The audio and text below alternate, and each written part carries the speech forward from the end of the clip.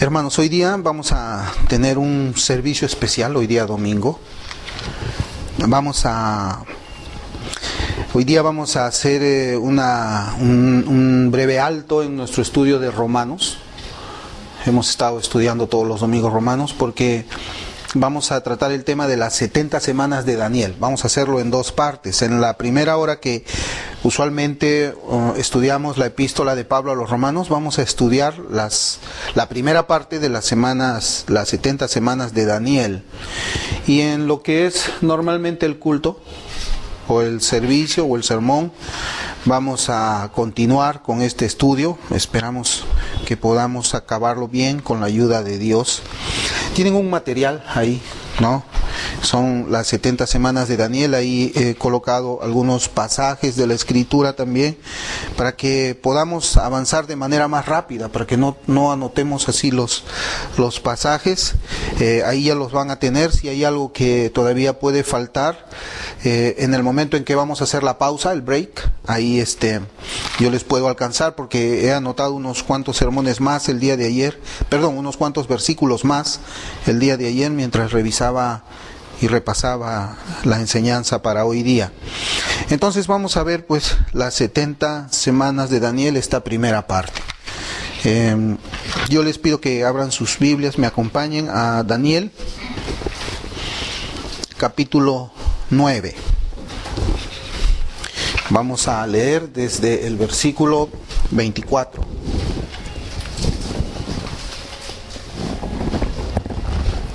Daniel capítulo 9, versículo 24. ¿Por qué vamos a estudiar nosotros las 70 semanas de Daniel? Bueno, primeramente porque está en las Escrituras.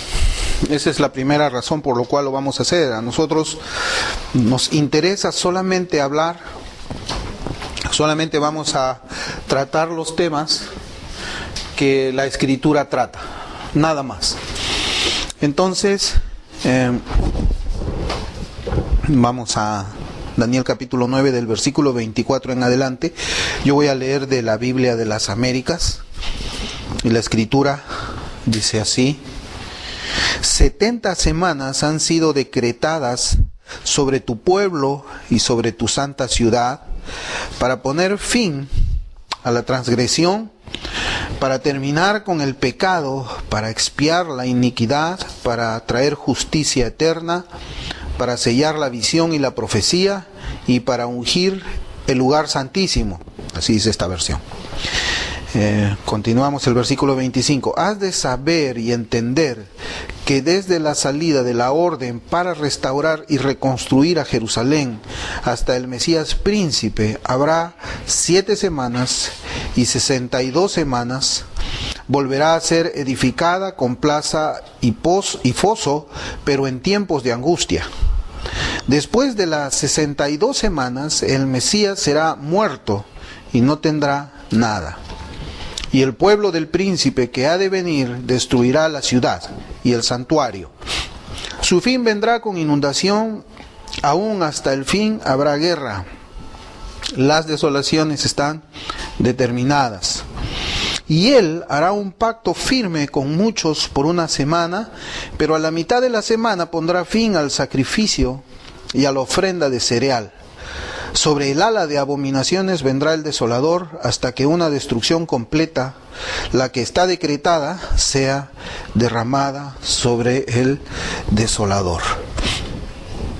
Hace poco hubo una serie de conferencias en una ciudad cerca de Lima, relacionadas con la segunda venida del Señor. Siempre nosotros encontramos estas clases de conferencias, ¿no? O sea, ¿qué es lo que va a pasar en los últimos días? Parece que las personas siempre tienen un interés en el fin del mundo y todo esto.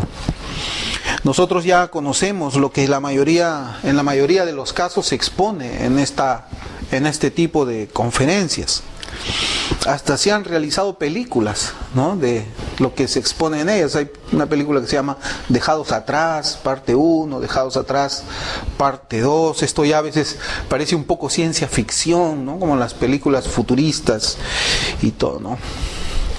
En estas conferencias y películas se dice de una venida secreta del Señor Jesús en la cual va a producir un rapto secreto de la iglesia. También parte de estos argumentos son que luego se quedan los que no creyeron para pasar la gran tribulación, y se habla también de la aparición del anticristo, quien hará un pacto que luego de 3 años y medio lo va a desconocer, y también se habla de que se va a poner una marca, el 666, y un chip y varias cosas así se hablan. Y que al final de todo esto el Señor viene por tercera vez para establecer un reino terrenal con Israel, ¿no? Esto es más o menos lo que creo que se enseña en ese tipo de conferencias, ¿no? Yo no he ido a muchas, yo he ido quizás a una ya hace muchos años. Y es pues, pero sí he visto las películas, ¿no? Dejé la película, observé la película Dejados Atrás, ¿no? Pero a raíz de estas conferencias, ya nosotros desde hace un tiempo atrás con los hermanos me preguntaban si todo esto era bíblico, ¿no? Todo lo que se ve en las películas es bíblico. ¿Dónde encontramos nosotros todo esto que yo he mencionado en las escrituras, ¿no? Porque a nosotros nos interesa eso. Todo lo que nosotros afirmemos, todo lo que nosotros escuchemos debe de estar apoyado en las santas escrituras, ¿no? Y hoy día pues vamos a tratar de explicar qué es lo que significan estas semanas a la luz de la palabra de Dios. Yo creo que más del 90% de lo que les he mencionado, ¿no? De esto del anticristo, el pacto que rompe a las 3 años y medio, rompe el pacto, creo que el 90% sale de esta profecía que nosotros acabamos de leer, ¿no? Entonces ya hemos lecturado Daniel 9 del 24 al 27. En las separatas ahí que le hemos alcanzado, hay un resumen de algunas cosas que son importantes. Ustedes van a ir leyéndolas, si quieren las van marcando. En la última página aquí vemos una cronología de la venida del Mesías profetizadas. Aquí están los 490 años literales, ¿no? Cómo comienza, desde dónde comienza y dónde terminan los 490 años literales. Ahora, algo que nosotros debemos considerar en todo el estudio y cuando queremos también hacer nuestros propios cálculos, porque seguramente vamos a querer hacer eso, es que la forma como contaban ellos los años, o sea, en el pasado, en estos tiempos, que vamos a hablar de 458 antes de Cristo, no tenía la precisión con la cual nosotros contamos ahora nuestro tiempo.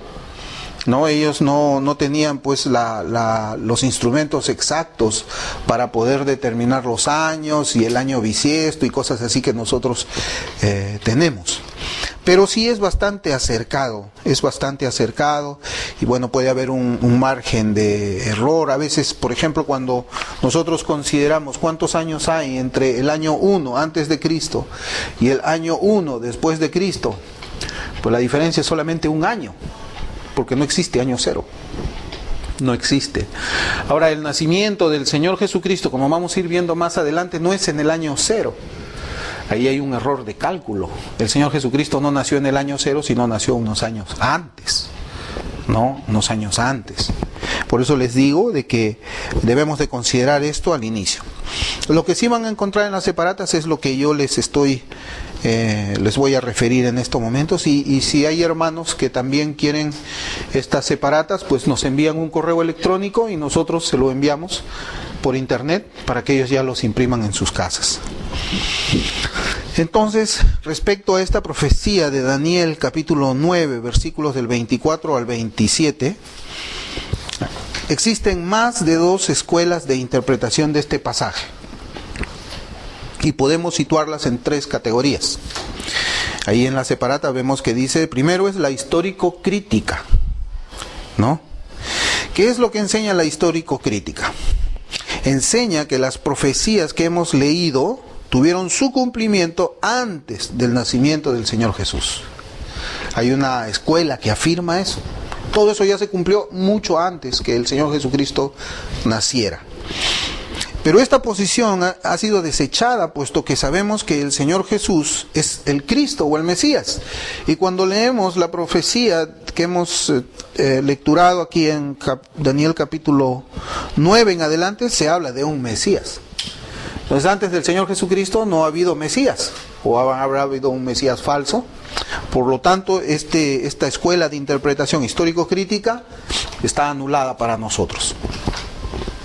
Una segunda escuela de interpretación es la futurista dispensacional. Y esta escuela enseña que estas profecías no han sido cumplidas totalmente. La última semana tendrá su cumplimiento en el futuro. Es lo que se conoce como el dispensacionalismo. Todavía no se ha acabado todo esto. La última escuela de interpretación es la histórico-mesiánica. Y esta escuela de interpretación enseña que estas profecías han sido cumplidas con la primera venida de Cristo, pero antes de finalizar el primer siglo. Es decir, los creyentes de este tiempo ya no tenemos que esperar que se cumpla nada en el futuro. Esas son las tres escuelas de interpretación. La primera ya está descartada por las razones que les he expuesto, que el Mesías ya vino. Y nosotros vamos a enfocarnos en las dos principales, que es la interpretación futurista dispensacional y la interpretación histórico-mesiánica. Del texto que nosotros hemos leído podemos notar lo siguiente. En este texto del capítulo 9 de Daniel, del 24 hasta el final, vamos a encontrar 4 características. Primero, en la lectura no encontramos ninguna clase de simbolismos en la manera en que Daniel los describe. Ahí no hay simbolismos. ¿Estamos de acuerdo? No hay en lo que hemos leído. Segundo, se infiere que esta profecía es una profecía mesiánica. ¿Por qué? Porque se menciona al Mesías. Se menciona al Cristo, por lo tanto es una profecía mesiánica. En un tercer punto que nosotros vemos es que Daniel anuncia la muerte del Mesías. Y un cuarto punto y final, además se profetiza la destrucción de la ciudad y el templo. ¿No? Entonces ahí también en las separatas he puesto cómo es el síntesis o la síntesis de lo que enseñan estas escuelas. Entonces vamos a ver ahora lo que enseña la escuela o la interpretación futurista dispensacional. Ellos dicen, semana del 1 al 7, abarca desde el decreto de Esdras en el año 458 a.C., según algunos, sus más conocidos intérpretes, este periodo tiene que ver con la completa reconstrucción de las murallas de Jerusalén. Luego, la semana del 8 hasta el 69, o sea, ya hay 62 semanas, es hasta la entrada triunfal de Jesús en Jerusalén, que es más o menos el 30 o 31 después de Cristo, ¿no? Y a esto le sigue un periodo que lo han llamado ellos el paréntesis, que dura hasta el día de hoy, ¿no? Este caso coloca fuera la crucifixión, la destrucción de Jerusalén y la era de la iglesia, la cual, según esta enseñanza, no está considerada en ninguna profecía del Antiguo Testamento. Y dicen ellos que el paréntesis terminará cuando Cristo venga por sus santos en un rapto, que según ellos está descrito en Primera de Tesalonicenses capítulo 4 versículos del 15 al 17, que no lo vamos a ver ahora. Y por último viene la semana 70.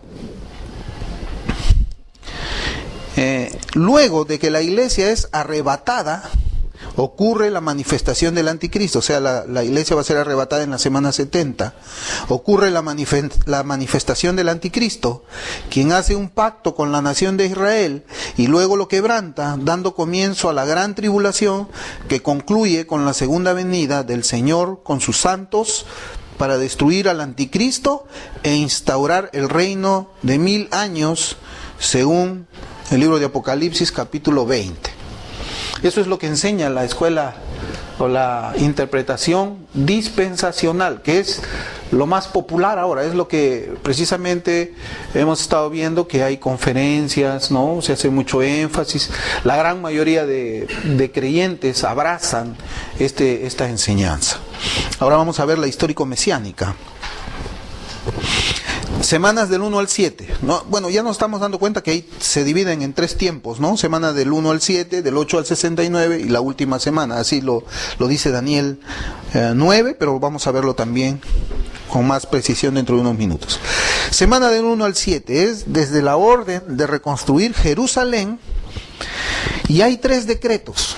Miren, el primer decreto es de Ciro en el año 538 antes de Cristo. Luego hay una reafirmación de ese decreto, Darío en el año 518 antes de Cristo, y el último es de Esdras, que es en el año 458 antes de Cristo, hasta la reconstrucción completa. El que vamos a considerar nosotros es Esdras, y vamos a ver por qué más adelante, igual que los dispensacionalistas en el año 458 antes de Cristo, hasta la reconstrucción completa, y vamos a ver por qué.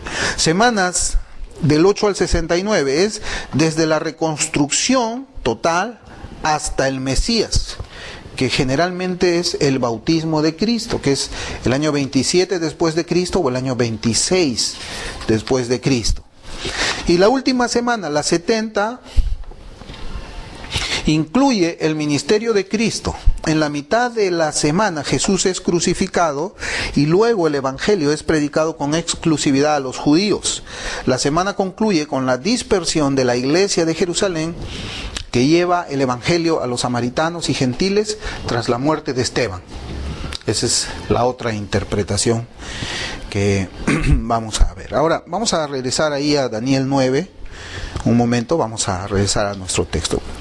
Una de las primeras cosas que vamos a ir entendiendo es que debemos comprender el contexto en el cual se desarrolla la profecía. El contexto. ¿Ya? Sabemos que esto es importante para poder hacer un estudio cuidadoso de las Escrituras. Miren, en el versículo 4, en su oración, Daniel apela a la fidelidad de Dios con su pacto. Daniel 9, versículo 4, dice: y oré al Señor mi Dios, e hice confesión y dije: ay Señor, el Dios grande y temible, que guarda el pacto y la misericordia para los que le aman y guardan sus mandamientos. Y cuando comenzamos a ver el desarrollo de esta oración de Daniel, nos vamos a dar cuenta de que siempre hace referencia al pacto. ¿Por qué? Porque está repitiendo constantemente la desobediencia del pueblo de Israel al pacto que hizo Dios. Sí, la desobediencia. Entonces, eso vemos en el versículo 4. Daniel apela a la fidelidad de Dios en su pacto. Miren, y el versículo 27, el último,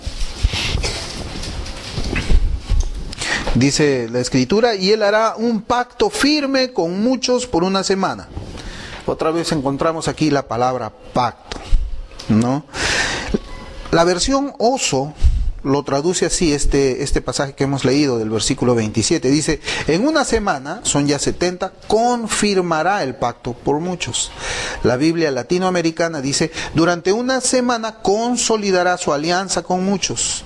Nácar Colunga dice: y afianzará la alianza para muchos durante una semana. Y la Reina Valera 60 dice: y por otra semana confirmará el pacto con muchos. Entonces, de esto vamos a concluir que hay dos cosas que nos quiere decir este pasaje. Que nuestro contexto es de un marco pactal, o sea, tiene que ver con los pactos y tiene que ver con la salvación también, el primer punto. Y el segundo punto, que esta profecía expresa un cumplimiento del pacto de redención realizado por el Señor Jesús. ¿Ya? ¿Estamos yendo bien? ¿Sí? Ok. Ahora sí, vamos a ver con respecto a los plazos, y ahí, como les he dicho, ya tienen anotados los versículos. Con respecto a los plazos están contados en términos de cronología sabática. ¿Ya? Cronología sabática. Eso también ustedes pueden verificarlo en internet cómo se hace eso. Dice nuestro texto en el versículo 25. Dice: 7 semanas. Literalmente está hablando de 7 sietes. En el hebreo dice 7 sietes, que representan el año del jubileo. ¿Ya? Lo que vamos a hacer en el transcurso del estudio, vamos a recurrir mucho a las palabras hebreas, y esas palabras hebreas están en sus hojas, para que ustedes también puedan revisarlo por internet o bueno, como si tienen diccionarios en su casa, revísenlo también. Entonces, está hablando de 7 7 que representan el año del jubileo. Para eso vamos a Levítico, capítulo 25. Levítico 25, vamos a leer desde el versículo 8 al versículo 13 primero. Y luego vamos a leer ese mismo capítulo del versículo 50 al versículo 54. Entonces, Levítico 25, del versículo 8 en adelante, dice: contarás también 7 semanas de años para ti. 7 veces 7 años, para que tengas el tiempo de 7 semanas de años, es decir, 49 años. Entonces tocarás fuertemente el cuerno de carnero el 10º día del 7º mes, en el día de la expiación tocaréis el cuerno por toda la tierra. Así consagraréis el 50º año y proclamaréis libertad en la tierra para todos sus habitantes. Será de jubileo para vosotros, y cada uno de vosotros volverá a su posesión, y cada uno de vosotros volverá a su familia. Tendréis el 50º año como año de jubileo. No sembraréis ni segaréis lo que nazca espontáneamente, ni vendimiaréis sus viñas sin podar, porque es jubileo.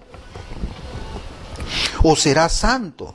De lo que produzca el campo comeréis. En este año de jubileo cada uno de vosotros volverá a su propia posesión.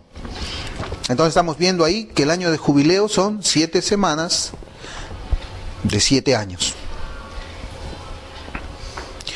Sí, el versículo 8 comienza también 7 semanas de años para ti, o sea, está hablando de 49 años. Y también en Levíticos 25 del 50 al 54 dice la escritura: entonces él con su comprador calculará desde el año en que se vendió a él hasta el año de jubileo. Y el precio de venta corresponderá al número de años.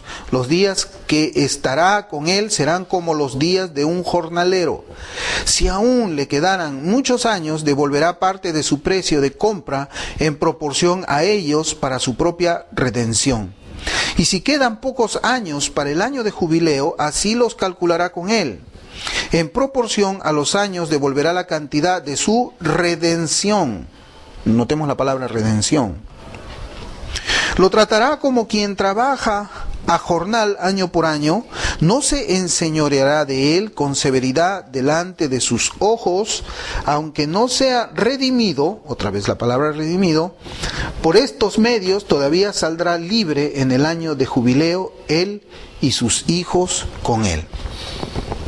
Lo que vemos aquí es que el periodo de 77 representa 10 años de jubileo. En la profecía de Daniel, si volvemos ahí a la profecía de Daniel, estamos viendo de que estos años representan 10 años de jubileo. ¿Sí? Podemos decir que los 77 o 70 semanas señalan un jubileo redentor. Hemos visto esa palabra redentor aquí. Entonces es importante que nosotros primeramente entendamos qué cosa, de que hay, este contexto es un contexto pactal, porque habla de pacto, y ahora estamos viendo que habla de redención también. O sea, cuando Daniel hace estos cálculos, o Dios hace estos cálculos con Daniel, está hablando de 10 años de jubileo, y ya vemos qué es lo que pasa en el año de jubileo. Ocurre redención. Por esa razón estamos viendo de que esto es pacto y redención también. Solamente en estos 490 años que estamos viendo. Y esto lo decimos considerando la presencia del Mesías en esta profecía. Pacto, redención, Mesías. No sé si nos estamos dando cuenta del contexto de esto, ¿no? Es importante que nosotros veamos esto. Y la presencia del Mesías tiene importancia también. Vamos a Lucas capítulo 4, versículos 16 al 19.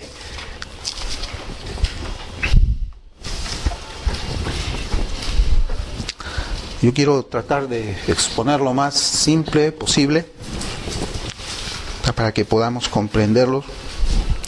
Dice, llegó a Nazaret donde se había criado y según su costumbre entró en la sinagoga el día de reposo y se levantó a leer. Le dieron el libro del profeta Isaías y abriendo el libro halló el lugar donde estaba escrito: el Espíritu del Señor está sobre mí, porque me ha ungido para anunciar el Evangelio a los pobres, me ha enviado para proclamar libertad a los cautivos y la recuperación de la vista a los ciegos, para poner en libertad a los oprimidos, para proclamar el año favorable al Señor. Si usted tiene una Biblia de concordancia ahí, en esta Biblia de las Américas, en este versículo está llamando justamente a Levíticos capítulo 25, versículo 10. Es decir, el Señor está haciendo aquí referencia al año del jubileo. No sé si ustedes tienen esa misma referencia en sus Biblias, pero es así. Está haciendo referencia al año del jubileo el Señor cuando habla esto. Y vemos que el año de jubileo, en los 490 años de esta profecía de Daniel, está representado por 10 años de jubileo. Yo quiero que notemos esa relación porque es importante para nosotros poder comprenderlo de esa manera, ¿no? Poder comprenderlo. Entonces, las 70 semanas representa un periodo de 70 veces 7, es decir, 490 años. Esos 490 años es el tiempo decretado por Dios desde la orden para restaurar Jerusalén hasta la llegada del Mesías. Y hemos visto que la distribución de estos 490 años es como sigue. Primero, 49 años, luego un periodo de 434 años y la última semana son 7 años. ¿Ya? Son 49 años, 434 años y 7 años. Y eso también lo vemos aquí, en este material que tenemos. Aquí vemos la primera parte, las 7 semanas, aquí este primer periodo. Luego, entre estas dos flechas que están señalando aquí, vemos que hay 62 semanas. Acá lo ven marcado. Son los 62 semanas que hacen los 434 años. Y luego aquí viene la última semana. Acá, ¿lo ven? Esta es la última semana. De aquí para acá son 483 años literales y aquí son 49 años literales. De esa forma, nosotros llegamos a completar los 400 años literales que están aquí en la profecía.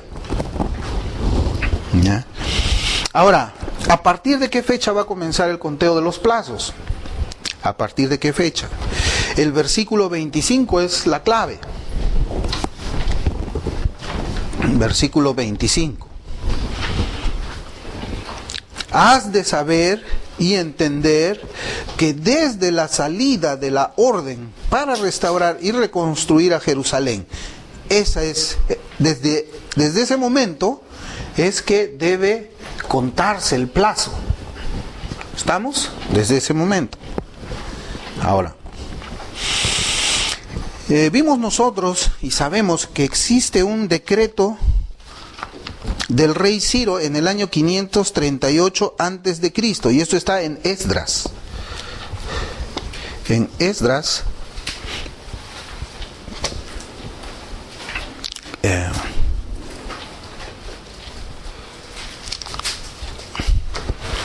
Esdras capítulo 7 versículo 6. Esdras capítulo 7 versículo 6 dice la escritura: este Esdras subió a Babilonia y era escriba experto en la ley de Moisés que el Señor Dios de Israel había dado, y el rey le concedió todo lo que pedía porque la mano del Señor su Dios estaba sobre él. ¿Ya? Esto es la confirmación de ese decreto que sucedió en el año 538 antes de Cristo. ¿Ok? Por aquel tiempo, fíjense, por aquel tiempo la ciudad no tenía muros. Y es importante que sepamos nosotros eso.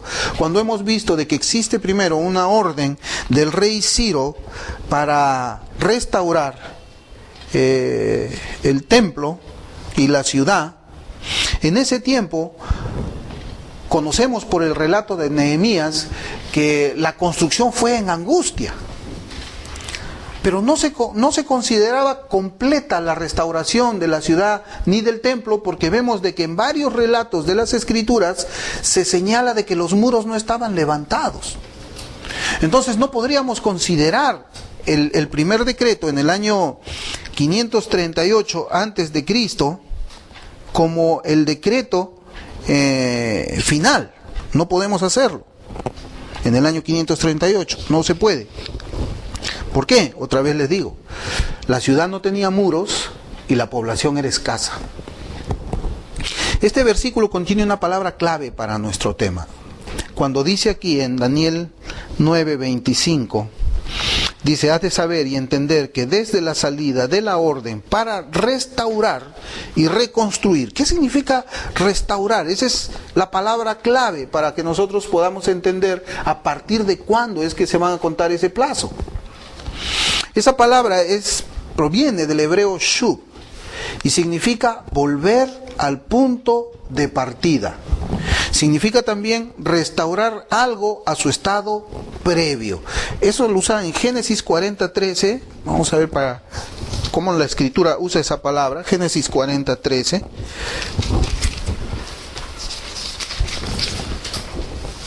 Dice: dentro de 3 días Faraón levantará tu cabeza y te restaurará a tu puesto, y tú pondrás las copas de Faraón en su mano, como acostumbrabas antes cuando eras su copero. Acá también utiliza la palabra te restaurará. O sea, volverás a tener tu puesto, como antes.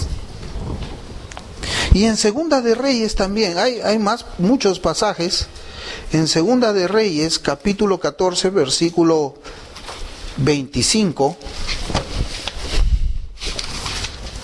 dice la Escritura: Él restableció la frontera de Israel desde la entrada de Hamat hasta el mar de Arabá. Esa palabra restableció, es decir, los límites, los bordes, la frontera fue otra vez restaurada a como era antes. Entonces, cuando nosotros leemos en el versículo 25, has de saber y entender desde la salida de la orden para restaurar, es decir, la ciudad tenía que haber sido terminada, los muros levantados y el templo también ha debido de ser terminado. ¿Y eso cuándo ocurre? Eso ocurre en el año 458 antes de Cristo. Y eso lo vemos en nuestras notas también. Recién a partir de ahí comienza a contarse los plazos de estas 70 semanas. Ahora, la segunda pregunta que tenemos que hacer, ya vimos a partir de qué fecha tiene que contarse todo, ¿no? Hemos visto que es a partir del año 458 antes de Cristo.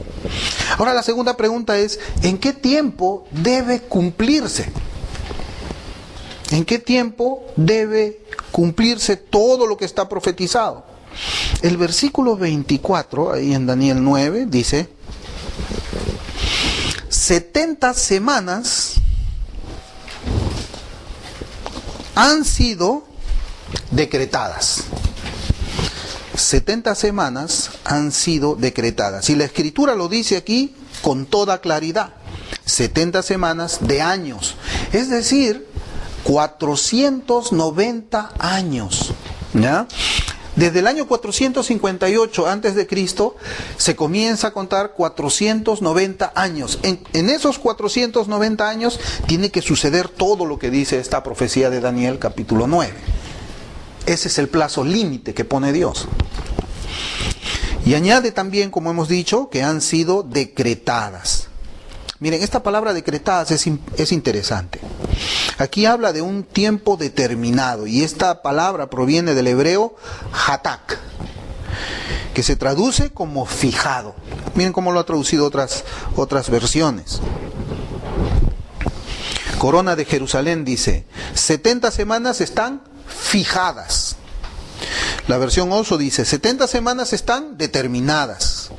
Dios habla hoy, dice: 70 semanas han de pasar. Y palabra de Dios para todos dice: Dios les ha dado a tu pueblo y a la ciudad santa un plazo de 70 semanas. O sea, 490 años. Ese es el plazo que Dios está dando. ¿A partir de cuándo? Del año 458 antes de Cristo. Y la idea, hermanos, indica la inamovilidad divina del decreto. O sea, no se puede mover, está decretado, está fijo, no se puede mover. O sea, ese plazo de 490 años es inalterable. Así lo dice, ¿no? Y en ese tiempo tenía que ejecutarse la redención del pueblo de Dios, porque aquí estamos viendo que habla de redención. En ese tiempo, en 490 años, contados a partir del año 458 antes de Cristo. Yo creo que hasta aquí está bien explicado y lo entendemos, ¿no? ¿No? Sí, es un poquito difícil. Yo estoy tratando de ser lo más posible. Tenemos que hacerlo así para poder entender, ¿no? Para poder hacer la diferencia entre lo que los dispensacionalistas dicen y la interpretación histórico-mesiánica. O sea, ¿desde cuándo? ¿Qué es lo que nos interesa saber aquí a nosotros de esta profecía? Ok, ¿cuánto tiempo? Acá habla de 70 semanas, ¿no? Que, traducido así a un español, ¿qué significa? Significa 490 años. Ok, son 490 años. El Señor está diciendo de que en 490 años algo tiene que suceder. Ok, ¿a partir de cuándo comienzo a contar los 490 años? Ya vimos que tenemos que contarlos a partir del año 458 antes de Cristo. O sea, ya tenemos la fecha de inicio, le sumamos 490 años y eso nos va a dar más o menos el año 26 o 27 después de Cristo. ¿Está bien? Ya. Entonces, además, esta profecía dice que los 490 años que se cuentan desde el año 458 antes de Cristo son fijados. O sea, son inalterables, son inamovibles. En ese tiempo tiene que pasar lo que Daniel está profetizando. ¿Estamos? Ahora sí estamos. Ok. A veces mucho tecnicismo, pero es más, es sencillo. Yo creo que ahora sí estamos, ¿no? Estamos ahora acá. Ok, vamos a hablar un poco acerca de las profecías. Hemos dicho de que este plazo de 490 años es inalterable. No se cambia. ¿Está bien? Ahora vamos a hablar un poquito de profecías. Necesitamos hacerlo esto para, ir preparando nuestra mente para lo que va a venir del dispensacionalismo y lo que va a venir de la interpretación histórico-mesiánica. Vamos a hablar entonces un poco acerca de las profecías que Dios hizo por medio de sus profetas. Primero hay una cosa que vamos a entender, ¿no? Lo que Dios ha dicho que va a suceder, sucede.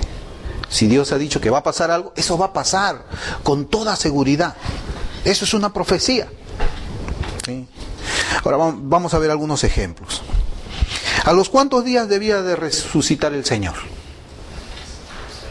Al tercer día, dijo. Así dice la profecía, ¿no es cierto? ¿Se cumplió? Sí se cumplió, ¿no? ¿En qué día resucitó el Señor? ¿En el quinto día? No. ¿Por qué? Porque el Señor dijo, estaba profetizado, al tercer día va a resucitar, y se cumplió, resucitó al tercer día. ¿Cuántos años profetizó Jeremías que iba a durar la cautividad de Israel? 70 años. 70 años, ¿no? Eso está en Jeremías 25:11. Él dijo, 70 años Israel va a ser cautivo de Babilonia. ¿Cuántos años duró ese cautiverio? 70 años duró. Exactamente como estaba profetizado. Ahora, vamos a Segunda de Reyes para ver una profecía también que yo estaba revisando. Segunda de Reyes, capítulo 4, versículos del 13 al 17. Segunda de Reyes, capítulo 4. Vamos a ver otra profecía. Segunda de Reyes, capítulo 4, del versículo 13 al versículo 17, ¿no? Aquí estamos hablando de Eliseo y la viuda. Y él le dijo a Giesi, dile ahora, he aquí te has preocupado por nosotros, con todo este cuidado. ¿Qué puedo hacer por ti? ¿Quieres que hable por ti al rey o al jefe del ejército?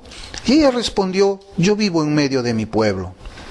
Él entonces dijo, ¿qué pues se puede hacer por ella? Y Giesi respondió, en verdad ella no tiene ningún hijo y su marido es viejo. Y él dijo, llámala. Cuando él la llamó, ella se detuvo a la entrada. Entonces él le dijo: por este tiempo, el año que viene, abrazarás un hijo. Y ella dijo: no, Señor mío, hombre de Dios, no engañes a tu sierva.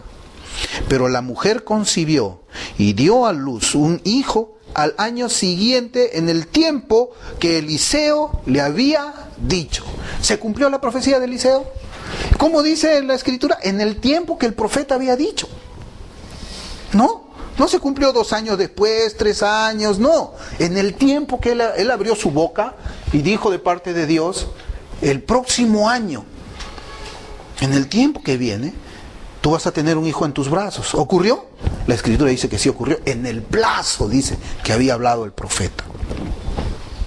Ahora vamos a ver qué dice la Escritura acerca de un falso profeta en Deuteronomio 18. Deuteronomio 18, 22.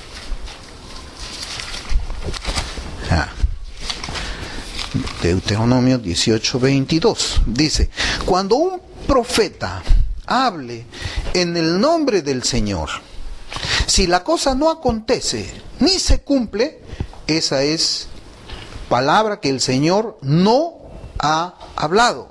Con arrogancia la ha hablado el profeta. No tendrás temor de él. ¿Sí? Entonces un falso profeta es aquel que dice algo. Ellos decían: no, vive Jehová, ¿no? Y con esto ellos querían introducir un mensaje supuestamente de Dios. Y aquí la Escritura está diciendo de que nosotros debemos de tener cuidado. En ese tiempo y en este tiempo, cuando una persona, ¿no? Bueno, en este tiempo ya no tenemos profetas, pero en ese tiempo la advertencia era esa: cuando una persona decía que algo iba a suceder y no sucedía, ese profeta no había hablado de parte de Dios. Todos estos pasajes que hemos revisado, la resurrección del Señor, los 70 años de la cautividad de Israel bajo el yugo babilónico, la profecía de Eliseo con la mujer viuda, la tsunamita. ¿Se cumplieron estas profecías en los plazos profetizados? Sí, ¿no? Sabemos, la ventaja que tenemos nosotros es, ¿qué cosa? La historia. Porque nosotros no miramos hacia adelante, nosotros ahora miramos hacia atrás. ¿No es cierto? O sea, posiblemente cuando Jeremías estaba profetizando y decía que 70 años iba a estar Israel bajo el yugo de Babilonia, mucha gente hubiera dicho: no, que no le creo, ¿no? Si será verdad lo que él dice. Pues claro, porque ellos estaban de repente, hasta una generación no vio que se cumplió esa profecía.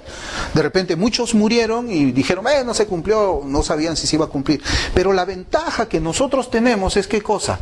La historia, tenemos la Escritura y podemos decir con certeza que todo eso se cumplió. La profecía de Jeremías de los 70 años de cautividad se cumplió. ¿Cómo lo sabemos? Por la historia y por la Escritura primeramente, porque la Escritura lo dice. Ahora una pregunta: ¿hubo algún paréntesis entre aquellas profecías? Ustedes no tienen idea, como un paréntesis, ¿no? O sea, un paréntesis así, o sea, cuando dijeron el Señor Jesús va a resucitar de los muertos al tercer día, pasó el primer día, pasó el segundo día, pasó el tercer día, el cuarto día, el quinto día, no resucita. Y alguien puede haber dicho: no, es que estamos en un paréntesis, ¿no? O sea, todavía no llega el tercer día, ¿no? Ya estamos una semana, ya pasó una semana que el Señor ha sido sepultado, pero el tercer día no llega. ¿Ocurrió eso en la Escritura? No. Con los 70 años, de repente, se cumplieron los 70 años. Oye, ya vamos 200 años cautivos de Babilonia y hasta ahora no llegan los 70 años de Jeremías. ¿Ocurrió eso? No. 70 años eran 70 años. 3 días, tercer día era tercer día, y el siguiente año que Eliseo le dijo a la mujer tsunamita era el año siguiente. No era 2 años, 3, 4 años. El año siguiente significa el año siguiente. El reloj profético nunca se detuvo, nunca. Esto tenemos que tener en mente, cómo es que las profecías se cumplen, ¿ya? Y cómo es un falso profeta también. Entonces, como Daniel no es un falso profeta, él ha dicho que en los 490 años literales va a suceder algo. Y eso vamos a ver. Entonces ya hemos visto qué cosa, desde cuándo comienza el conteo de los plazos. También hemos visto en qué tiempo debe cumplirse todo, que son 490 años. Y hemos hablado un poquito acerca de lo que es la profecía. Ahora vamos a ver qué hechos deben de cumplirse, ¿no? Ya sabemos que a partir de qué año, del año 458, algo va a pasar. Se cuentan 490 años y algo va a ocurrir. ¿Qué es lo que va a ocurrir? Vamos a Daniel 9, versículo 24.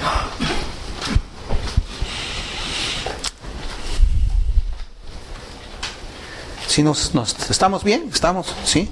Ok. Necesitamos estar un poquito concentrados en esto, no dejar de perder la atención, ¿ya? Entonces el versículo 24 dice, 70 semanas, o sea 490 años han sido decretados sobre tu pueblo y sobre tu santa ciudad. ¿Para qué? Ahí vienen las cosas. Son 6 cosas que se van a cumplir en los 490 años. Primero, para poner fin a la transgresión. Segundo, para terminar con el pecado. Tercero, para expiar la iniquidad. Cuarto, para traer justicia eterna. Quinto, para sellar la visión y la profecía. Y sexto, para ungir al Santísimo. ¿Ya? En la Biblia de las Américas dice, y para ungir al lugar santísimo, pero esa palabra lugar no se encuentra en muchos manuscritos, y además hay otras Biblias que lo han traducido mejor. Esta está bien la traducción porque nos hace notar que esa palabra lugar no está en los manuscritos originales. Pero estos son los 6 hechos que deben cumplirse dentro de este periodo de tiempo. Son 6 hechos. Miren, algunos han dividido estos 6 hechos en 2 grupos de 3. Y otros teólogos en 3 grupos de 2. La gran pregunta es, para poder entender esto, ¿no? ¿Debieron cumplirse todos estos 6 hechos en la primera venida de Cristo? Esa es la pregunta que tenemos que contestar. ¿Ya? Entonces vamos a quedarnos con esa pregunta, si debieron cumplirse estos 6 hechos con la primera venida de Cristo. Entonces ahora lo que vamos a hacer es, vamos a introducirnos ya con todo esto que hemos hablado de desde cuándo cuentan los plazos, cuánto es el plazo y qué cosa va a suceder, debe suceder con seguridad dentro de ese plazo. Ahora sí vamos a hablar de la interpretación dispensacional de esta profecía. ¿Cómo los dispensacionalistas interpretan esto? Miren, hermanos, una de las características del dispensacionalismo es la proclamación de que Cristo tiene 2 segundas venidas. Tienen 2 segundas venidas. Una primera, y esto pues, bueno, si no lo han visto en las películas, lo han escuchado seguramente. Yo creo que el hermano, usted creo que es el que más ha escuchado más esas conferencias, ¿no? Sí, sí, ok, 2 veces. Entonces ahí se habla de 2 segundas venidas, miren, ¿no? La primera es para raptar a la iglesia, o sea, viene el Señor, se lleva a la iglesia, ¿no? ¿Eso qué es? La segunda venida. La primera venida es cuando Él nace de María, ¿no es cierto? Es la primera venida de Cristo. La segunda venida es cuando Él viene y rapta a su iglesia, ¿no? Ya. Pero también hay una tercera venida, cuando Él ya viene con sus santos, ¿no es cierto? Entonces, ¿cuántas segundas venidas tiene Cristo de acuerdo al sistema dispensacional? Tiene 2 segundas venidas. Viene por primera vez para llevarse su iglesia y después viene por tercera vez con su iglesia. Entonces esa es una característica que nosotros no debemos olvidar. La Biblia habla de 2 venidas de Cristo. Una primera cuando nace de María, la Virgen, y una segunda, su segunda venida a juzgar. Pero ellos han dividido la segunda venida en 2 partes. O sea, en realidad viene por primera vez, se lleva a su iglesia. Esto tenemos que entenderlo. ¿Sí? Y la segunda vez ya viene con su iglesia, o sea, la tercera vez, ¿no? Sí. Ahora, eso, la pregunta es, ¿no? Si eso es lo que la iglesia cristiana ha creído desde sus inicios. ¿Eso ha creído? No. La iglesia cristiana no ha creído eso desde sus inicios. Yo tengo este documento de Didache, una vez también se los he alcanzado a ustedes. No habla de 2 segundas venidas. En el numeral 16, la última parte, aquí está hablando de la venida de Cristo, dice, entonces aparecerán las señales de la verdad. Dice, primeramente será desplegada la señal en el cielo, después la de la trompeta, y en tercer lugar la resurrección de los muertos, según se ha dicho. El Señor vendrá con todos sus santos, entonces el mundo verá al Señor viniendo en las nubes del cielo. La iglesia primitiva, hermanos, en este documento de Didache, no está hablando que Cristo tiene dos segundas venidas, sino habla de una sola venida, segunda, una sola. La respuesta es no, pues, no, la iglesia cristiana no creía así. Entonces ahí en las notas, yo les estoy alcanzando lo que Edward Irving escribió, ¿no? Edward Irving fue uno de los promotores de estas ideas nuevas. Y ahí en sus notas dice, él escribió esto, dice, Margaret MacDonald recibió la visión del pretribucionalismo o las dos futuras venidas de Cristo. Él lo escribió ahí de su propia mano, ¿no? Y ahí abajo yo les voy a poner dónde es que está ese recurso en el internet. También se ha escrito de este hecho lo siguiente, ahora vamos a prestar atención, vamos a leer juntos ahí de sus notas. Dice, del espectáculo del alegado derramamiento del Espíritu Santo en Inglaterra y la influencia escatológica, futurístico, dispensacionalismo de Lancusa, emergió la primera documentación del rapto pretribulación. Esto fue primero articulado en la forma de una carta escrita por Margaret MacDonald, hermana de James y George MacDonald de Port Glasgow, en marzo o abril de 1830, después de haber estado enferma en cama por cerca de 18 meses. Margaret reclamó haber tenido una serie de visiones sobre la venida del Señor. Ella las escribió y las envió a Edward Irving un mes más tarde, en junio. Irving reclamó por medio de una carta privada que las visiones de Margaret habían tenido un grandísimo impacto en él, diciendo, la sustancia de las visiones o revelaciones de Mary Campbell y Margaret MacDonald, dadas en sus cartas, me han llevado a una convicción espiritual y una admonición espiritual que no puedo expresar. Ahí vemos la fuente donde es que ustedes lo van a ver. Hermanos, como se puede observar aquí y en la historia de la iglesia, esta teoría dispensacional solamente tiene 180 años de antigüedad. Y yo creo de que no es justo cuando se hace una conferencia de este tipo, no es justo que esto se oculte de los oyentes. Porque la mayoría de personas que asisten a ese tipo de conferencias piensan de que eso es lo que ha creído la iglesia siempre. Desde Pablo, desde la iglesia primitiva, cuando eso no ha sido así. El dispensacionalismo tiene 180 años de antigüedad, y ustedes lo pueden buscar eso en internet si quieren, ¿no? 180 años de antigüedad. ¿Y esto qué cosa quiere decir? O sea, si el dispensacionalismo tiene 180 años, ¿qué quiere decir? Esto quiere decir que la iglesia estuvo ciega, sin luz, en cuanto a la doctrina de las últimas cosas, por más de 1800 años.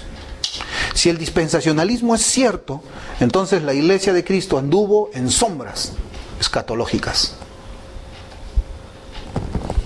La teoría dispensacional, hermanos, se hizo conocida a través de la Biblia anotada Scofield en el año 1909.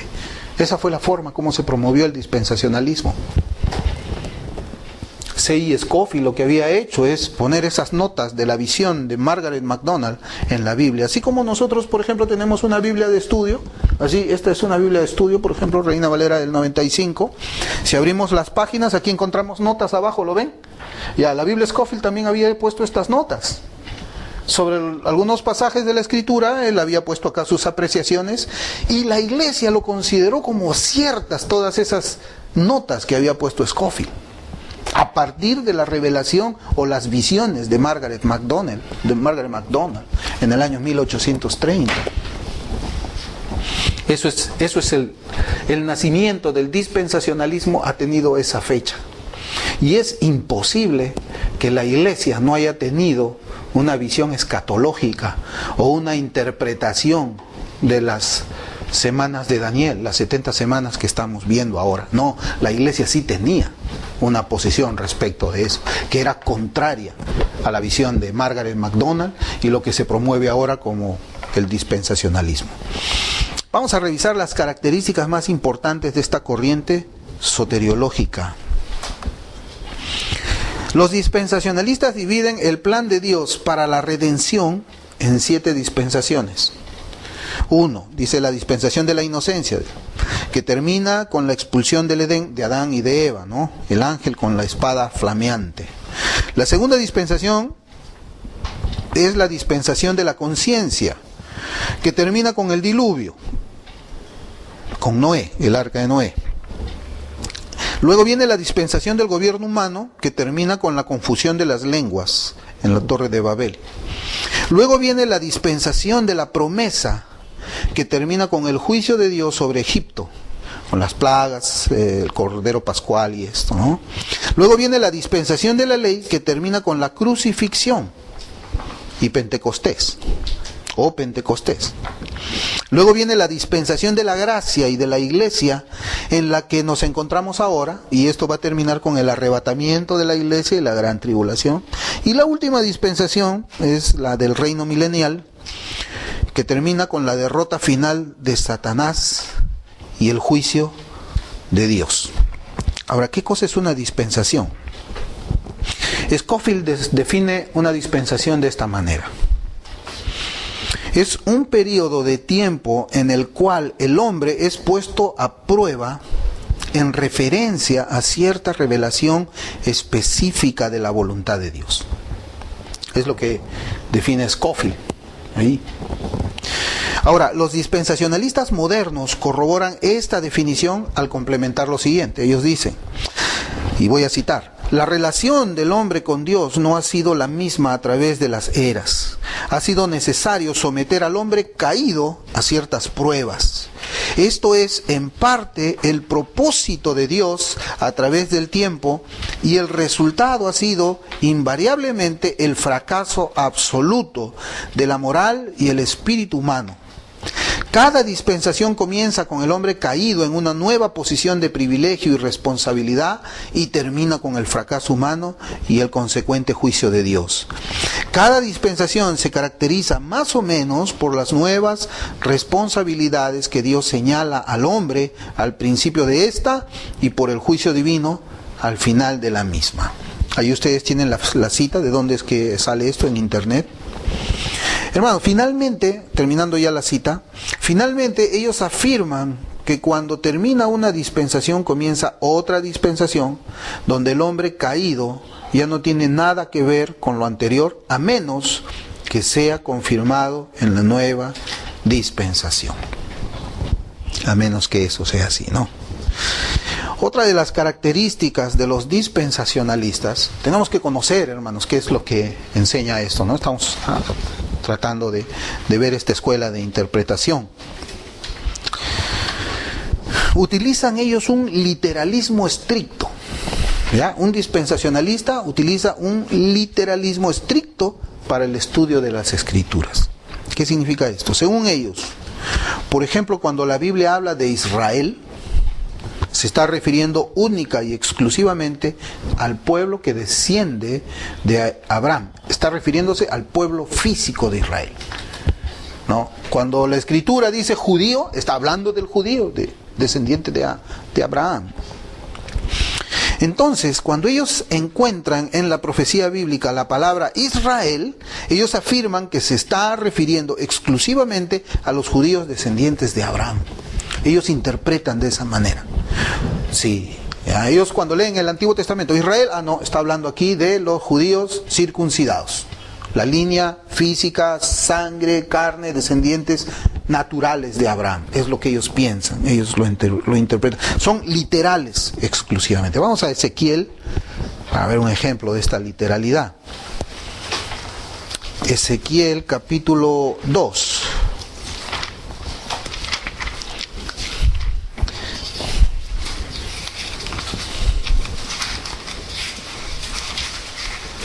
Ezequiel 2, Dice la palabra de Dios a partir del versículo 8 en adelante. Dice: y tú, hijo de hombre, escucha lo que te hablo, no seas rebelde como esa casa rebelde. Abre tu boca y come lo que te doy. Entonces miré, y he aquí una mano estaba extendida hacia mí, y en ella había un libro en rollo. Él lo desenrolló delante de mí, y estaba escrito por delante y por detrás, y en él estaban escritas lamentaciones, gemidos y ayes. Y él me dijo: hijo de hombre, come lo que tienes delante, come este rollo, y ve, habla a la casa de Israel. Abrí pues mi boca, y me dio a comer el rollo. Entonces me dijo: hijo de hombre, alimenta tu estómago y llena tu cuerpo de este rollo que te doy. Y lo comí, y fue en mi boca dulce como la miel. Ahora, si volvemos al literalismo, acá pues significa de que el profeta Ezequiel realmente se comió un rollo, un libro. Porque aquí lo dice de esa manera. El dispensacionalista lo que hace es interpretar literalmente la escritura. Pero ahora va a haber un problema. Si nosotros le decimos a un dispensacionalista que interprete lo que está leyendo aquí, él va a decir: no, aquí no está hablando de un libro físico. El problema con esa forma de interpretación es que no tiene una regla, no hay un canon ahí. No es como las herramientas de hermenéutica y las herramientas de exégesis normales que nosotros tenemos para poder interpretar cualquier pasaje de la Escritura. Finalmente la interpretación, ¿saben?, termina siendo algo dependiendo de la circunstancia, ¿no? Un dispensacionalista no va a decir aquí que Ezequiel se comió un libro físico, no lo va a decir, pero son literales. El problema está en que ellos van a aplicar la literalidad de una manera que le ayude a ellos a sustentar su posición. Entonces ellos tienen, inclusive hay una hermenéutica dispensacional que es nueva y han tenido que formarse a raíz de la aparición de esto, es nueva. Entonces, cuando nosotros también somos literalistas absolutos, cuando interpretamos el Antiguo Testamento, entonces cuando Dios le permitió a Moisés ver su espalda, Moisés en verdad vio la espalda de Dios.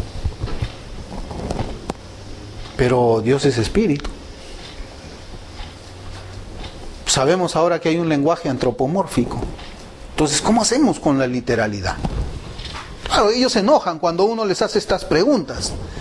Pero es que el sentido está en que existen herramientas para poder interpretar la Escritura. Y las herramientas que ellos utilizan son finalmente de acuerdo a lo que ellos están pensando en su interior. No es una regla general. Tendríamos que preguntar sobre algunas cosas. Pero lo cierto es de que Israel no es necesariamente Israel según la carne. Hemos estado estudiando nosotros en el libro de Romanos, dice que judío no es aquel que es circuncidado en lo exterior, dice, sino judío es el que es circuncidado en el corazón, en el interior. Esa es la circuncisión. Pues ¿cómo hacemos ahora con eso? ¿Cómo es que ellos pueden poner en una balanza estos pasajes? Ellos no aceptan que el Nuevo Testamento interpreta también el Antiguo Testamento, y eso es una falla. Pero bueno, sigamos adelante. ¿Cómo interpretan los dispensacionalistas las 70 semanas de Daniel? Miren, tenemos que estar también viendo nuestro cuadro. Según ellos, la profecía ha sido cumplida hasta la semana 69. ¿Ya? Para ellos, la semana 69, le hemos visto que se sitúa cuando Cristo entra a Jerusalén. Esa es la semana 69.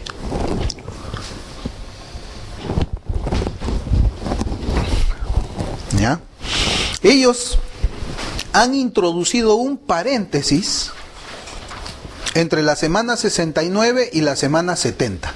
O sea, para los dispensacionalistas, estos 490 años todavía no se cumplen. ¿Por qué? Porque falta cumplirse la última semana. Ahorita estamos en un paréntesis, es lo que ellos dicen. Un paréntesis. Ellos dicen, se detuvo el reloj profético. ¿Ya?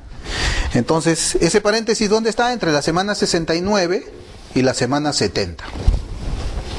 Ese paréntesis, pues, lleva como 2000 años hasta el día de hoy. Más, sí, 2000 años, un poco más. Ese reloj profético no ha trabajado o ha ha estado detenido 2000 años, ¿no? Y eso es algo, hermanos, que nunca se ha visto en una profecía bíblica. Por eso es que al principio para mí era importante que nosotros examináramos lo que habla la Escritura acerca de la profecía. Y el ejemplo era ese, o sea, el Señor Jesucristo tenía que resucitar al tercer día. ¿En qué día resucitó? ¿Hubo un paréntesis entre el día 2 y el día 3? Y bueno, hasta ahora no resucita porque no llega el día 3. Ya pasaron 2000 años, pero no llega el día 3. Eso no se ha visto en ninguna profecía bíblica. Ellos también afirman que cuando la iglesia sea arrebatada en la primera, segunda venida del Señor, el reloj profético comienza a correr otra vez. Comienza a ser tic-tac, tic-tac, tic-tac. Otra vez, la semana 70 entra en acción, cuando venga la segunda venida del Señor. No la primera, segunda venida. Entonces ellos dicen, Dios continuará con su plan para Israel en el cumplimiento de la semana 70. Miren, vamos ahí a nuestro texto de Daniel, que estamos viendo. Vamos a ver cómo es que ellos interpretan aquí algo. Yo creo que no es muy difícil poder entender esto, ¿no? Ellos, el versículo 26, vamos a leer la primera parte. ¿Ya? Versículo 26 de Daniel 9. ¿Ya? Dice la Escritura: después de las 72 semanas, el Mesías será muerto y no tendrá nada. Vamos a detenernos ahí. Después de las 72 semanas. Ahora vamos a ver nuestro cuadro. Acá tenemos nuestro cuadro. Después de la semana 62. ¿Está bien? Miren este cuadro. Ok. Las primeras 7 semanas están aquí. ¿Ya? Luego vienen las 62 semanas. ¿Está bien? Entonces, 7 más 62, ¿cuánto es? 69. ¿No es cierto? ¿Estamos de acuerdo? Entonces, pero el 26 dice, después de las 62 semanas, o sea, viene a ser la semana 69. Porque está dividido así, mire, 7 aquí, 62 aquí. Después de las 62 semanas, en realidad ya son 69. Porque no está contando las primeras 7, pero hacemos nosotros una matemática y debemos, allá estamos en la semana 69. Es como si este pasaje dijera, después de la semana 69, dice, el Mesías será muerto. Ok, después de la semana 69, ¿qué semana viene? Ya, para ellos no. El Mesías no ha muerto en la semana 70. Ese es el paréntesis que ellos ponen ahí. O sea, Cristo murió en el paréntesis. A pesar que la profecía dice, después de la semana 69, ¿el Mesías va a ser muerto? No. La semana 70 todavía no se cumple. Cristo murió en el paréntesis. ¿No? Ellos afirman que eso no ocurre en la semana 70. Cristo no muere en la semana 70, dicen ellos. ¿Se dan cuenta? Es la interpretación. Dice de que la muerte pues acontece durante el paréntesis. El paréntesis. Ahora, ¿qué cosas van a suceder en la semana 70? Ellos dicen, los dispensacionalistas dicen de que lo que va a suceder en la semana 70 va a ser el cumplimiento de todo lo que el versículo 24 dice. O sea, en la semana 70 que todavía no ha venido, la semana 70 todavía no pasa. ¿Ahí qué va a ocurrir? Se va a poner fin a la transgresión, se va a terminar con el pecado, se va a expiar la iniquidad, se va a traer justicia eterna, se va a sellar la visión y la profecía y se va a ungir al Santísimo. Eso todavía no ha ocurrido de acuerdo con ellos. Eso va a ocurrir en la semana 70 en algún futuro, ¿no? Es decir, hermanos, ese versículo 24, esos 6 hechos que tienen que ocurrir, todavía no ha ocurrido para ellos. ¿Ya? Ese es. Yo estuve en la noche repasando, les decía, la enseñanza de hoy día, y yo pues vi que había unas respuestas inmediatas sobre el final de esta parte 1, ¿no? Unas respuestas inmediatas que seguramente ustedes también están pensando. Primero, de que el Señor Jesucristo nació y murió en el cumplimiento del tiempo. No murió en un paréntesis, no. Él nació y murió en el cumplimiento del tiempo. Vamos a Gálatas. Gálatas capítulo 4, versículos 4 y 5.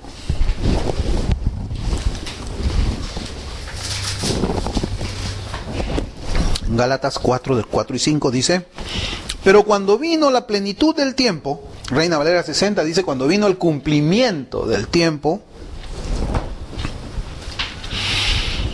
Dios envió a su Hijo, nacido de mujer bajo la ley, a fin de que, o sea, ¿cuál fue el fin? Ahí está el versículo 5. ¿A fin de qué vino Cristo? A fin de que redimiera a los que estaban bajo la ley, para que recibiéramos la adopción de hijos. Ese es el motivo por el cual vino. Así como cuando hubo el cumplimiento del tiempo para que el Cristo naciera, el cumplimiento del tiempo para que Él también muera y redimiera a su pueblo, también había llegado. En Hebreos 9:10, Hebreos 9:10 dice: puesto que tienen que ver solo con comidas y bebidas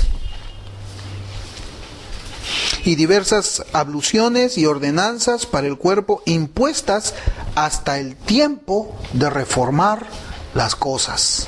Había un tiempo para que todo eso, ¿no? Y ese tiempo se cumplió también. En Efesios 1:10, estas notas no las tienen ustedes, yo se las voy a alcanzar, porque las hice ya anoche. Efesios 1:10 dice: con miras a una buena administración en el cumplimiento de los tiempos, es decir, de reunir todas las cosas en Cristo, tanto las que están en los cielos como las que están en la tierra en Él. ¿Sí? Entonces ahí también vemos el cumplimiento del tiempo. Hechos 1:7.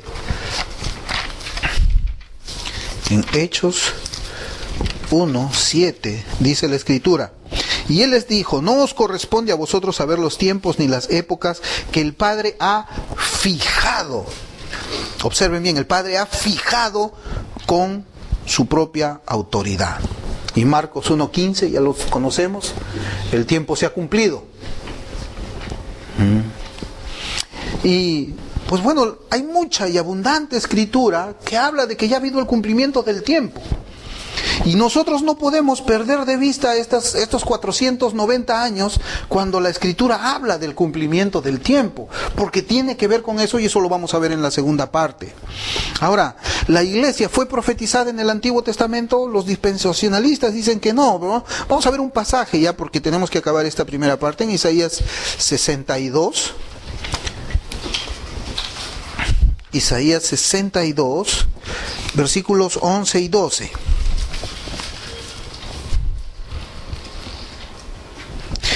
He aquí, el Señor ha proclamado hasta los confines de la tierra: decid a la hija de Sión, he aquí tu salvación viene, he aquí su galardón está con él, y delante de él su recompensa. Y los llamarán pueblo santo, redimidos del Señor. A ti te llamarán buscada, ciudad no abandonada. ¿Es esta una profecía para la iglesia? Versículo 12, y los llamarán pueblo santo, redimidos del Señor. ¿Es esta una sombra de lo que iba a ser la iglesia? Vamos a Primera de Pedro 2:9, ese versículo lo conocemos bastante. Primera de Pedro, capítulo 2, versículo 9, dice: pero vosotros sois linaje escogido, real sacerdocio, pueblo santo. Pueblo santo. Y Primera de Pedro 1, 18, 19... dice: sabiendo que no fuisteis redimidos, ahí está la palabra redimidos de Isaías, de vuestra manera vana de vivir, heredada de vuestros padres, con cosas perecederas como oro y plata, sino con sangre preciosa, como de un cordero sin mancha, la sangre de Cristo. Ahora, ¿cuántos rediles tiene el Señor? Yo veía también en Juan capítulo 10, versículo 16, para terminar esta primera parte. Juan 10, 16 dice: tengo otras ovejas que no son de este redil, a esas también me es necesario traerlas, y oirán mi voz, y serán un rebaño con un solo pastor. O sea, ¿cuántos rebaños tiene el Señor? Uno solo. Un solo rebaño tiene. Y allí está diciendo de que tiene unas ovejas que son judías y hay otras ovejas que son gentiles y las va a unir en un solo rebaño. El Señor no tiene dos pueblos y eso, bueno, lo hemos visto muchas veces. Quizás, hermanos, para que nosotros terminemos esta primera parte, en la segunda parte vamos a ver más pasajes de la Escritura, más palabras en hebreo, cómo es que todos estos hechos del versículo 24 ya se han cumplido en Cristo. Pero hay algo con lo que yo sí quiero terminar, y es esto. La Biblia es precisa. La Biblia es precisa y digna de confianza. Entonces vamos a hacer un receso.